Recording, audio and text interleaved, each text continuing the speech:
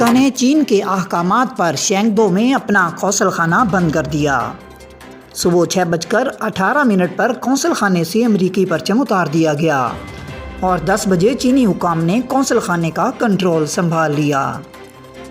امریکہ وزارت خارجہ کی طرف سے جاری کیے گئے بیان کے مطابق شینگدو میں امریکی قونصل خانے میں مقامی وقت کے مطابق صبح 10 بجے سفارتی کارروائیاں معطل کر دی گئی ہیں۔ بیان میں کہا گیا ہے کہ چین کی کمیونسٹ پارٹی کا فیصلہ مایوس کن ہے۔ چین کے CCTV چینل کے مطابق مقامی وقت کے مطابق صبح 6:18 پر قونصل خانے سے امریکی پرچم اتار دیا گیا تھا۔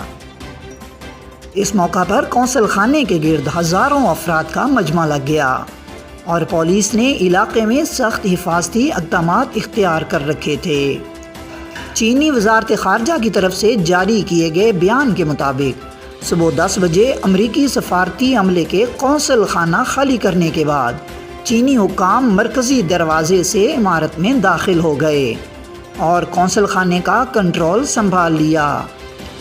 واضح رہے کہ امریکہ کے شہروں San Francisco, Los Angeles, Chicago اور نیو یارک میں چین کے قونصل خانے اور واشنگٹن میں سفارت خانہ ہے۔